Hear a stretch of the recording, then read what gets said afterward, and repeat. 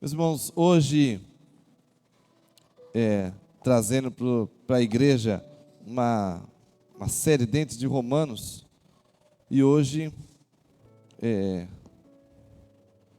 o tema, pode colocar, sou eu, né? O tema, o que tem a ver com isso, né? Os irmãos vão entender depois, mas a gente consegue, vamos ler, meus irmãos, Romanos 1, de 18 a 23.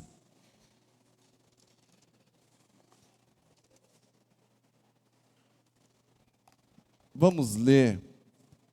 Eu farei a leitura, os irmãos podem ir acompanhando, porque acho que eu não passei ele na tela, mas eu vou fazer a leitura, os irmãos podem ir acompanhando. Romanos 1, de 18 a 23. Diz o seguinte: assim, Deus mostra do céu sua ira contra todos que são pecadores e perversos, que por sua maldade impedem que a verdade seja conhecida. Interessante aqui, né? Que ele diz que impedem que a maldade seja conhecida. Sabem a verdade a respeito de Deus, pois ele a tornou evidente. Por meio de tudo o que ele fez desde a criação do mundo, podem perceber claramente os seus atributos invisíveis, seu poder eterno e sua natureza divina. Portanto, não tem desculpa alguma. Sim, eles conheciam algo sobre Deus, mas não adoraram, nem lhe renderam graças, nem lhe agradeceram, tem algumas traduções. Em vez disso, começaram a inventar ideias tolas e com isso sua mente ficou obscurecida e confusa. Trocaram a grandeza de Deus imortal por imagem de seres humanos mortais, bem como aves, animais e répteis. Meus irmãos,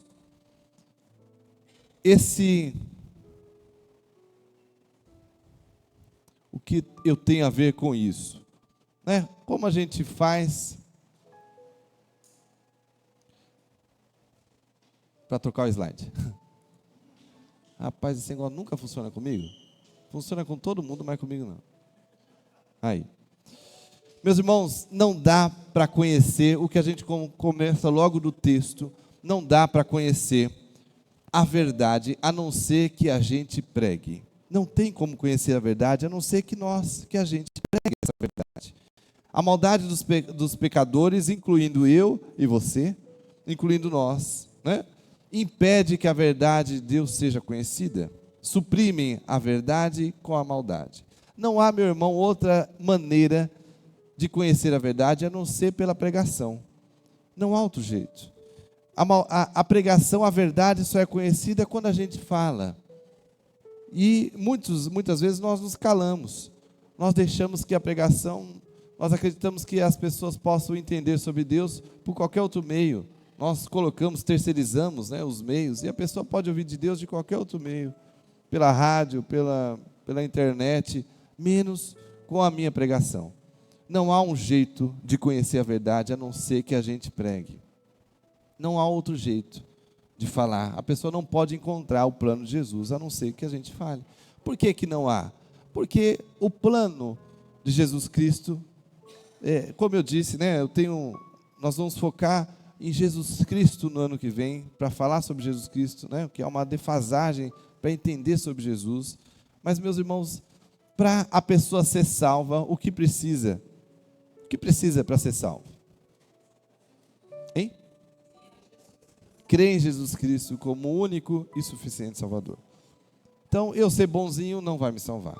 Eu ajudar os outros unicamente não vai me salvar. Boas obras sozinha não vai me salvar. O que precisa eu ser salvo é eu crer em Jesus Cristo como único e suficiente Salvador. Para que a pessoa creia em Jesus Cristo como único e suficiente Salvador, meu irmão, tem como alguém olhar para o céu e dizer assim: olha, Jesus Cristo veio e morreu na cruz sem que ninguém fale?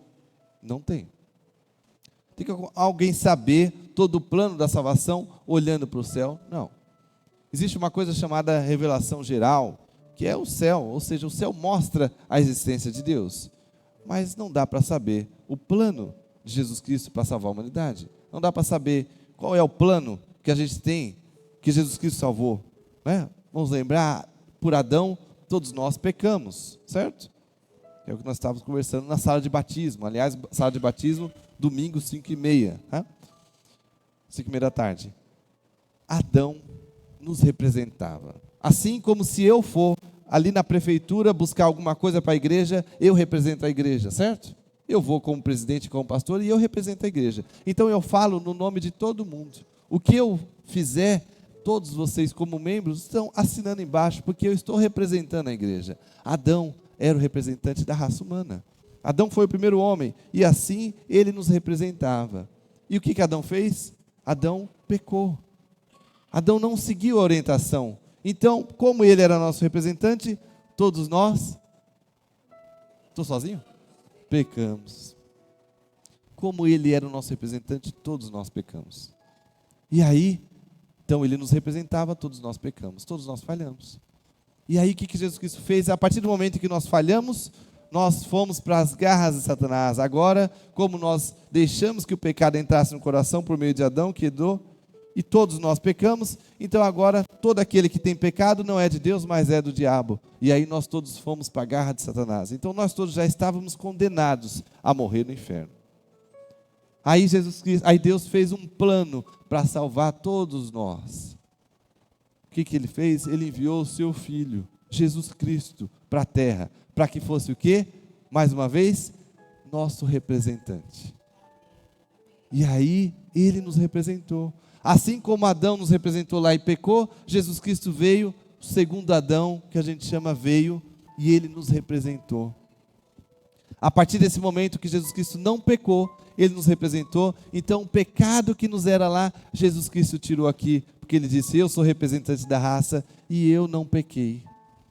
E aí ele nos tirou de onde nós estávamos. Então o evangelho, meu irmão, não é aquele que te lança para o pecado. O evangelho não é aquele que te lança para o inferno. O evangelho é aquele que te tira do inferno. Amém. Nós pregamos errado. Nós pregamos assim: se você não aceitar Jesus Cristo, você vai para o inferno. Não, não é essa a pregação. A pregação bíblica é: se você não aceitar Jesus, você vai continuar no inferno, porque no inferno já está. Jesus Cristo te tira do inferno. Essa é a pregação. Agora, não tem como alguém olhar para o céu e entender tudo isso, tem? Não tem como. Não tem como alguém ver uma flor e entender todo esse plano. Não, é necessário que eu e você pregue. É necessário que eu e você gaste tempo com alguém e fale sobre isso. Senão ele não vai conseguir ver com uma flor, com um pássaro. Olhando o céu, ele consegue ver a existência de Deus, como a Bíblia nos relata, mas ele não consegue saber desse plano. Então é necessário que eu e você pregue, fale sobre esse plano. E aqui é o que está dizendo, é o que o versículo 18 está dizendo. Ou seja, precisa, para que alguém conheça a verdade, eu e você precisa pregar. Eu e você precisa pregar. Precisa contar desse plano salvador, dessa maravilha que Deus fez para tirar eu e você do inferno. Nós precisamos pregar, nós precisamos falar isso ao outro, ao próximo. Porque a maldade dos pecadores, eu e você, não nos deixa perceber isso. Nosso coração está corrompido pelo pecado, então nós não conseguimos ver a grandeza de Deus apenas pelo céu. Nós precisamos que alguém pregue. E aí, meus irmãos, uma pergunta: o que faz o ser humano ser espiritual ou mundano? É uma pergunta que sempre vem. Olha, como eu sei, pastor, se o Espírito Santo está sobre mim? Nós estamos falando de manhã também. De manhã o culto nosso começa às 9h30. E nós estamos fazendo um culto no mesmo formato da noite, com pregação, com equipe de louvor. E depois dividimos para as salas.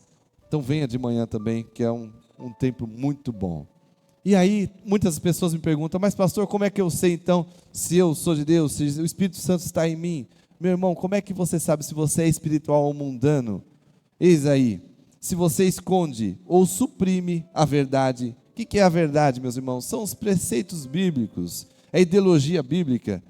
O bíblico aí é maiúsculo, de ter errado. Mas se você suprime a verdade, se você esconde a verdade, no meio da injustiça constante na qual você e eu vivemos, é mundano. O que faz a diferença entre espiritual e mundano? Porque o mundano esconde a verdade no meio da injustiça que ele vive. O espiritual não. O mundano esconde.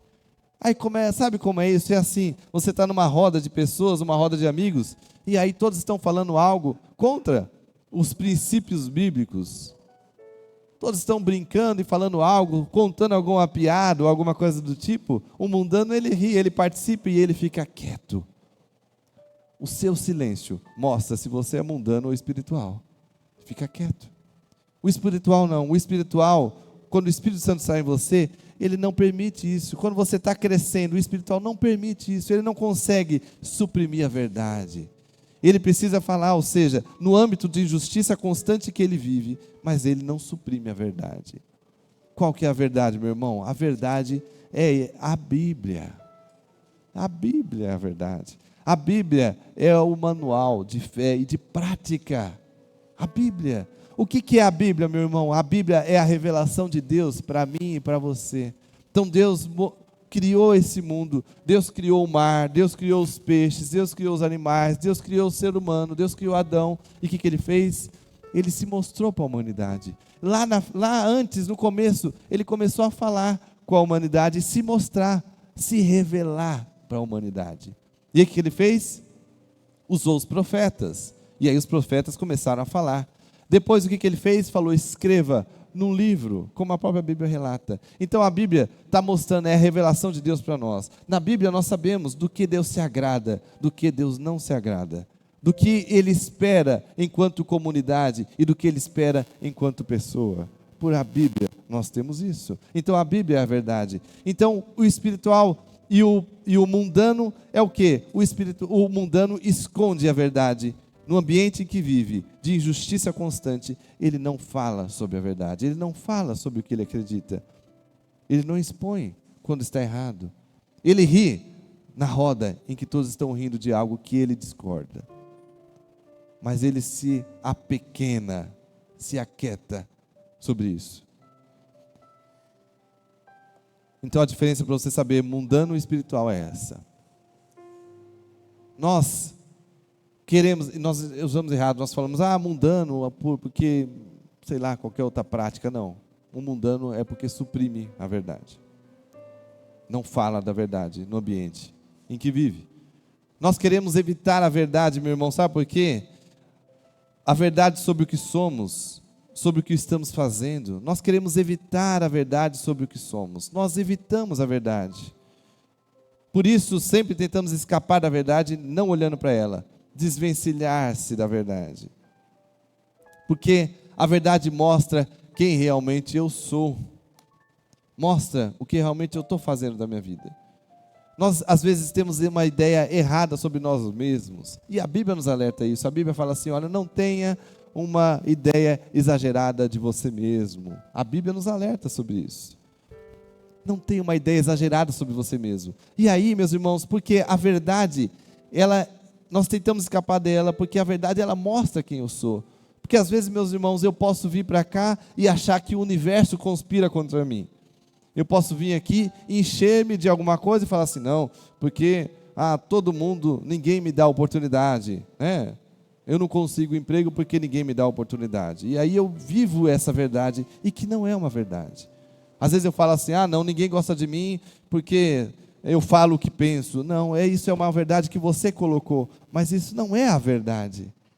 Nós temos uma ideia às vezes errada de nós mesmos, e isso faz com que a gente prossiga no errado. Uma ideia errada de mim, uma ideia errada de você, no lugar que você vive. Às vezes você se acha uma pessoa ótima de conviver, mas na verdade você é duro demais de conviver, entendeu?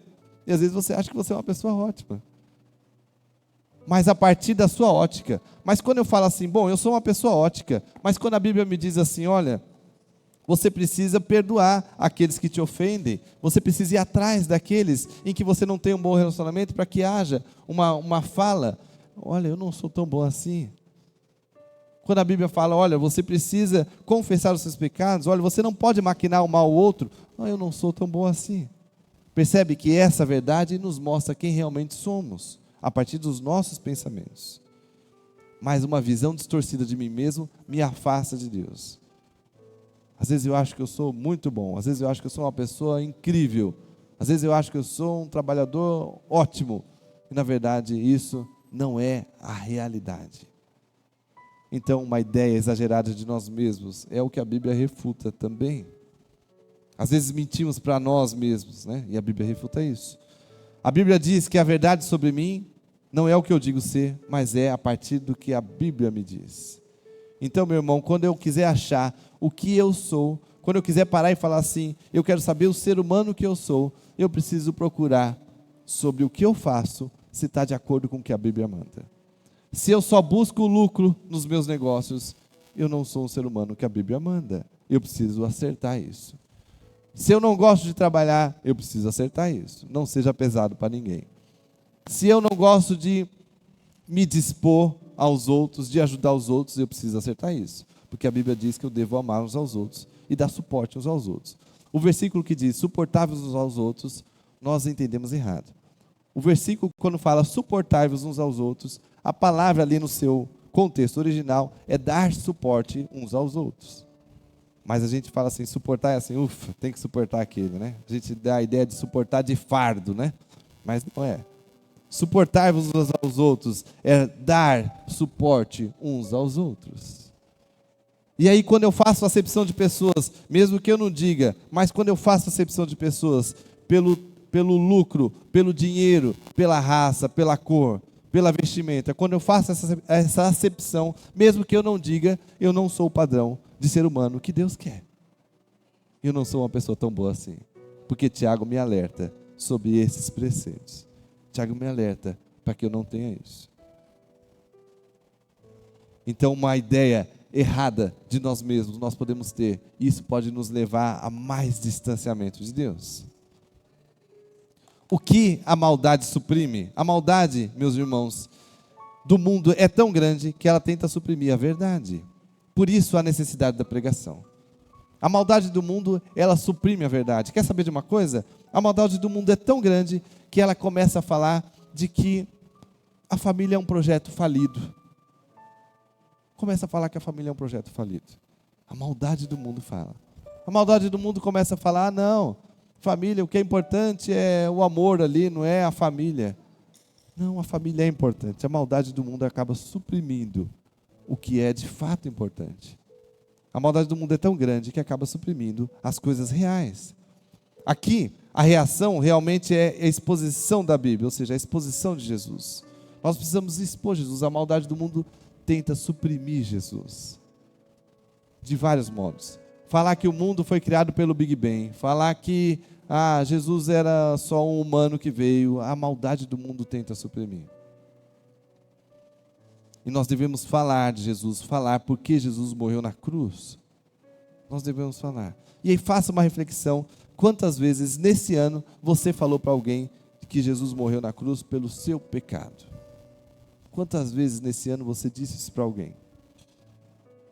Como nós estávamos discutindo na quinta-feira, 8 horas da noite, nós temos um discipulado aqui na igreja. É fantástico. Nós abrimos temas mais profundos e discutimos em grupo, é fantástico.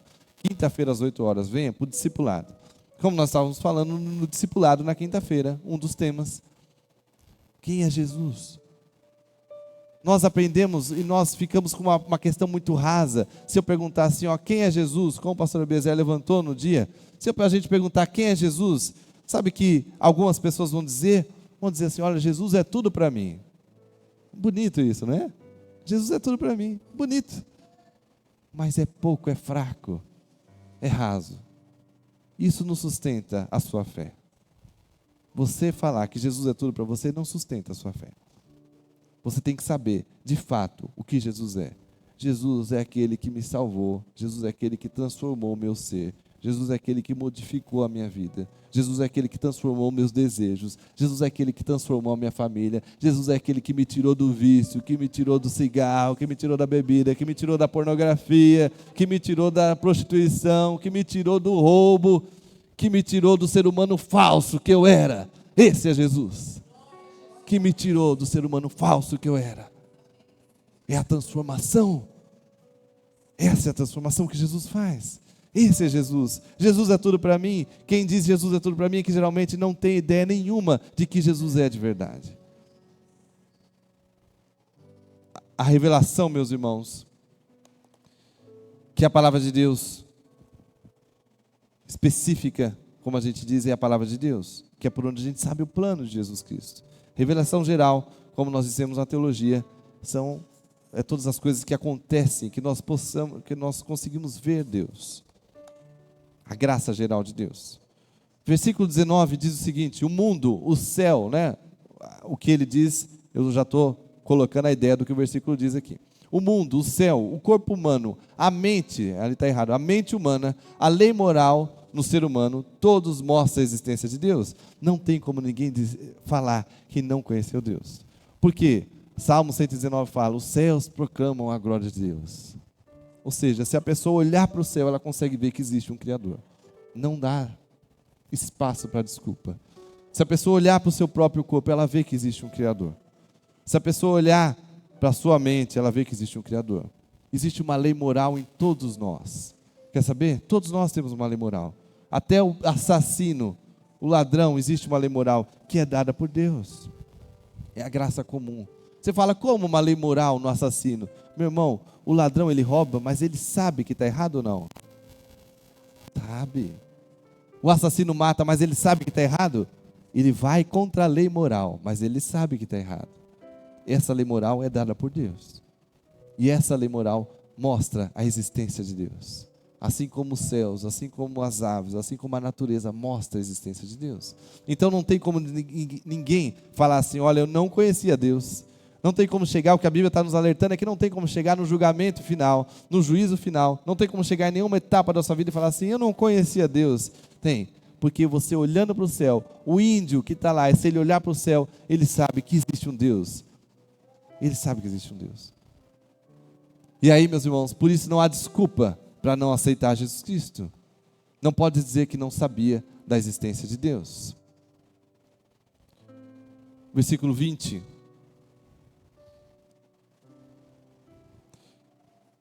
Diz o seguinte: esse é o retrato da sociedade. Ou seja, conheciam sobre Deus, mas não adoravam, não agradeciam. O que eu deveria ser, né, no nosso afazer principal, o que deveria ser no nosso afazer principal. Adorar a Deus pelo que Ele é e agradecer pelo que Ele tem feito.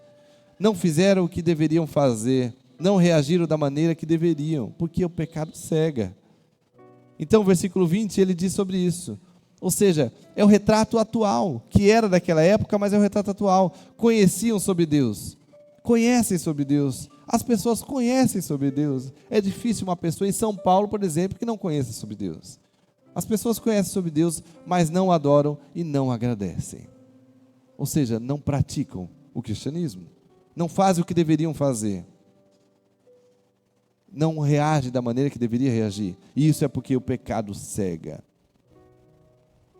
Sabe da existência de Deus, mas não adora, não faz nada para chegar perto de Deus. É porque o pecado cega. O pecado põe a preguiça, o pecado põe a desilusão, o pecado põe as desculpas, o pecado cega para você realmente perceber, para você seguir a existência, para você procurar, para você continuar nesse caminho. E aí uma pergunta: você sabe da existência de Deus e você o ignora?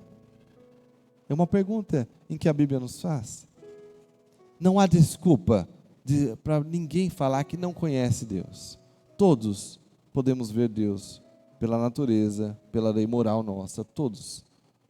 E aí então você conhece a existência de Deus e você o ignora. É isso que você faz quando você percebe Deus. Essa pergunta reflexiva que a Bíblia nos faz. E aí, meus irmãos, eles começaram a inventar ideias tolas, e com isso a sua mente ficou obscurecida. Aqueles começaram a inventar umas ideias e sua mente ficou obscurecida, tentando dar sentido físico ao que é espiritual. Tentou ser sábio, tornando-se tolo. O que é tentou ser sábio, tornando-se tolo? Dar sentido físico ao que é espiritual. Meus irmãos, por exemplo, a criação do mundo. O mundo quer dar sentido físico ao que foi espiritual. A criação do mundo foi um ato divino. E querem dar sentido físico, tornar-se sábio.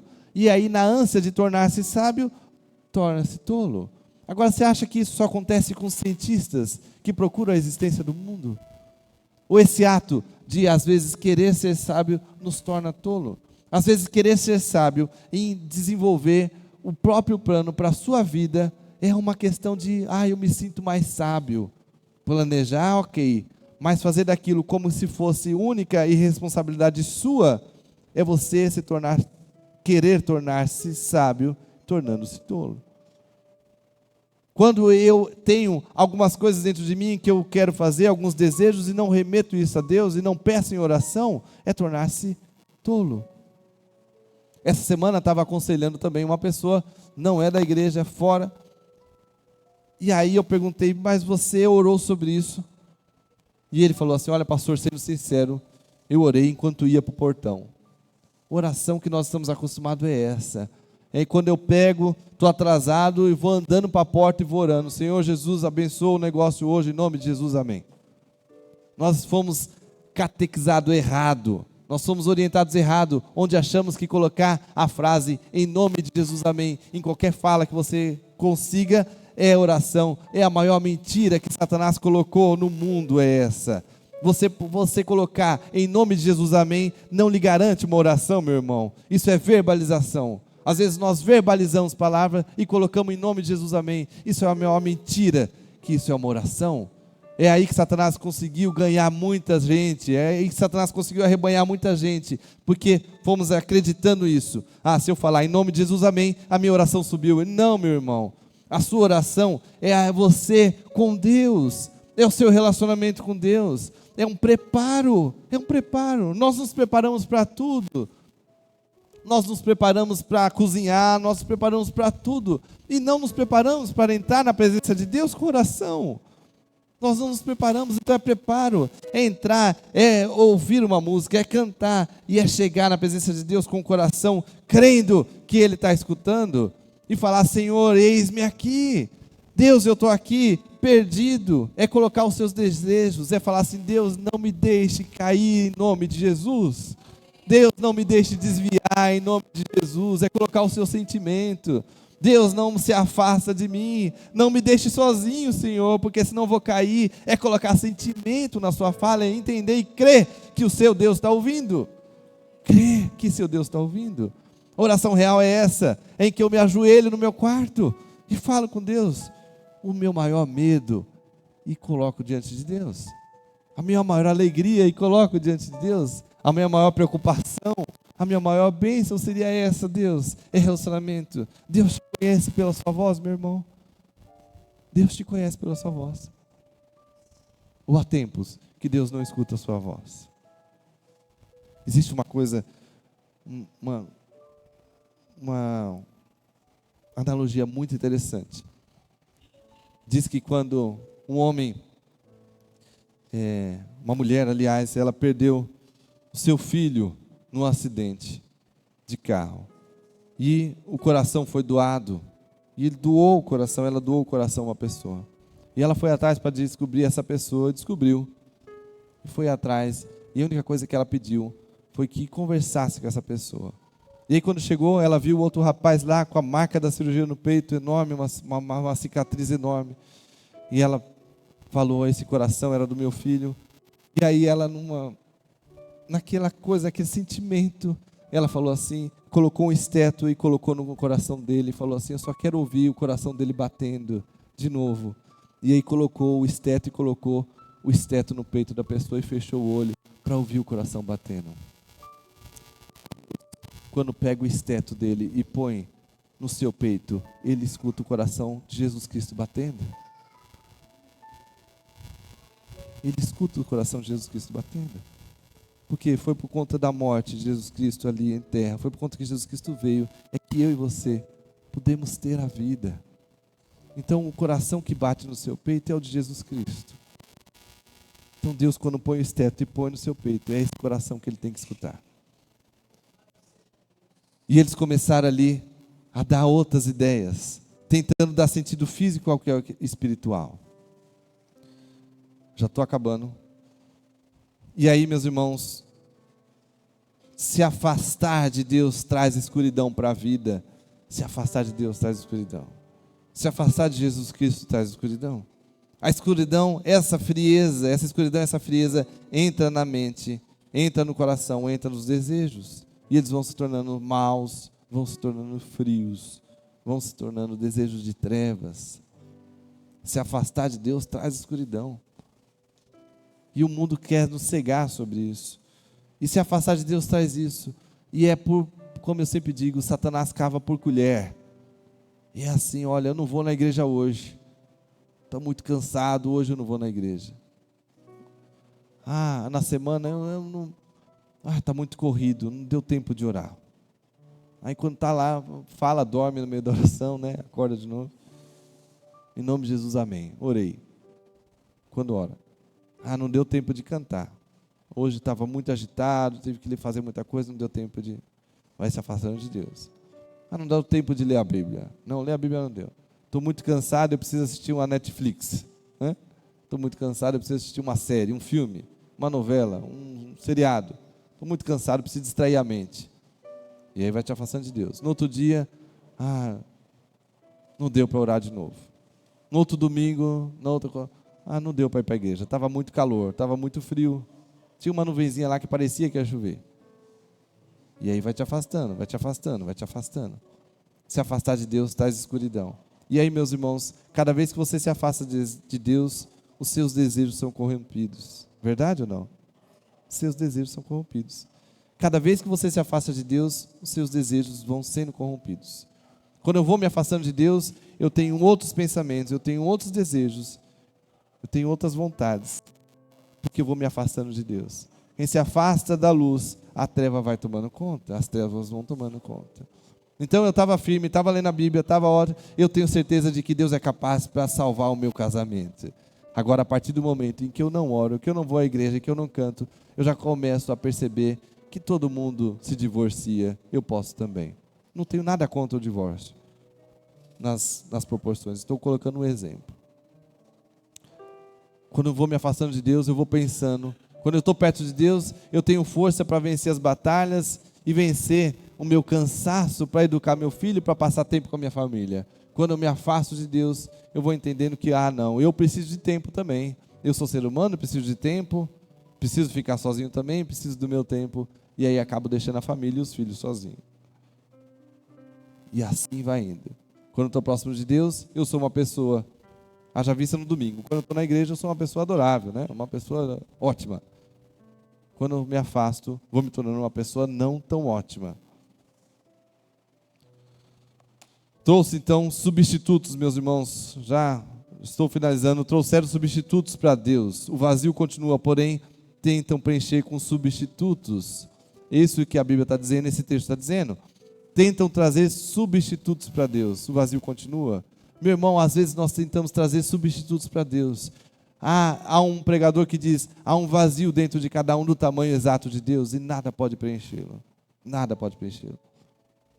Os irmãos sabem, eu dou aula na universidade e essa semana tinha um rapaz que começou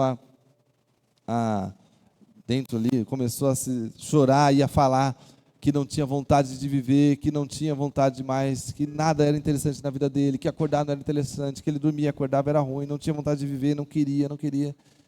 E aí eu vi o pessoal conversando com ele, falando, ele não tem, esse rapaz tinha uma vida ativa, ia para festa, bebia e voltava, estava sempre com os amigos, em festa, em tudo. É vazio, são os vazios que só quem preenche é Deus, amém?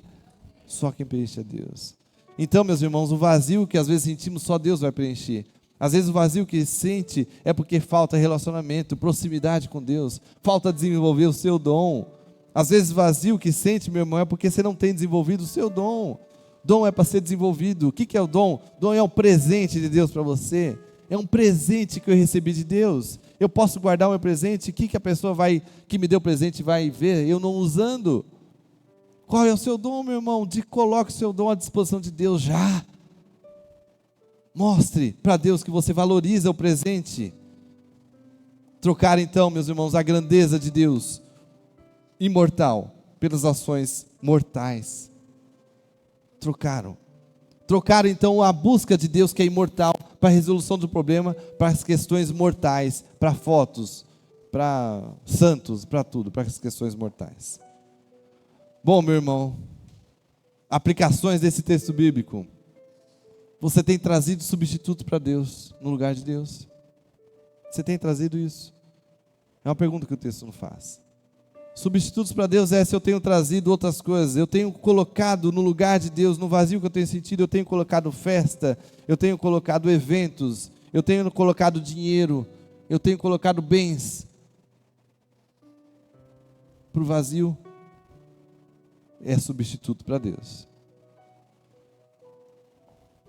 O dinheiro, a agitação, trabalho, a diversão, né, errada, tem sido sua rede de apoio. Temos que pregar Jesus Cristo e a crucificação, o sentido real dela para a humanidade. Meu irmão, eu e você temos que pregar Jesus Cristo.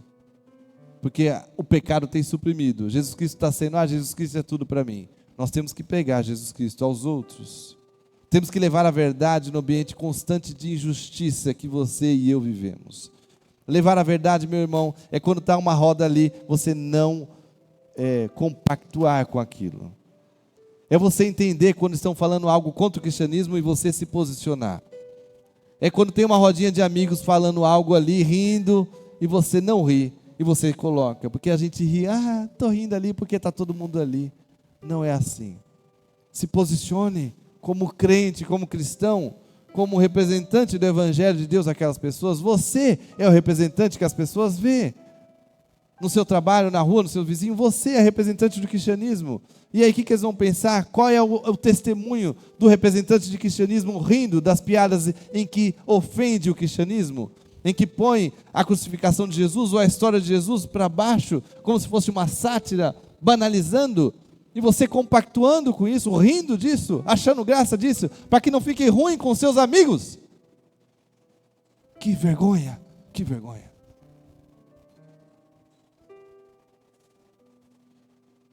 Temos que levar a verdade no ambiente que nós vivemos. Você tem reagido de maneira que Deus quer que você reaja frente às derrotas e às vitórias que Ele tem te dado? Meu irmão, o Evangelho é de derrota e de vitória neste mundo. Nós sofremos derrotas e vitórias. Ninguém ganha todas, ninguém vence todas. O Evangelho é esse, o cristianismo é esse. O cristianismo que pega apenas vitória não é um cristianismo bíblico, não é um cristianismo real. Porque o cristianismo real nos mostra que teremos vitórias e derrotas. Meus irmãos, como morreram os apóstolos? Nós achamos que somos melhores. Como os apóstolos morreram? Enforcados, decapitados, crucificados de cabeça para baixo. Estavam lado a lado de Jesus. E Jesus não poupou. Deus não poupou uma morte ruim, porque eles andavam com Jesus Cristo. O Evangelho, meu irmão, não é sempre flor. Não é sempre flor. O mundo, o Evangelho traz tristeza. No mundo tereis aflições, mas... Amém. Amém. Fale isso alto, meu irmão. No mundo tereis aflições, mas tem de bom ânimo. Tem de bom ânimo. Ou seja, no mundo nós teremos dias ruins. A sociedade, meus irmãos, é a mesma.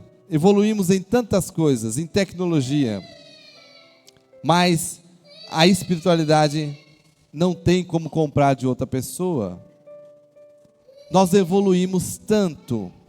Só um minutinho aqui, para não tirar a atenção na última parte da mensagem.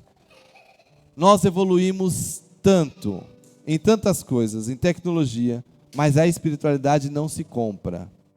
As outras coisas se compram. Por que nós evoluímos na tecnologia? Porque se compra. O que uma pessoa fez até determinado momento, eu compro e eu continuo dali. Não fui eu que inventei o celular, mas eu comprei, porque uma pessoa fez e eu comprei. Da onde ela terminou? A espiritualidade dá para você comprar? Não. Dá para você continuar a espiritualidade de Pedro? Não. Dá para você continuar a espiritualidade de Paulo? Não. A espiritualidade eu tenho que voltar do zero. É como se eu fosse construir um novo telefone para mim. Eu tenho que voltar do zero, porque eu só posso construir a minha espiritualidade. Então nós evoluímos com tanta coisa, mas a espiritualidade, os problemas são os mesmos, porque isso depende unicamente de mim, da sociedade. Que Deus nos abençoe.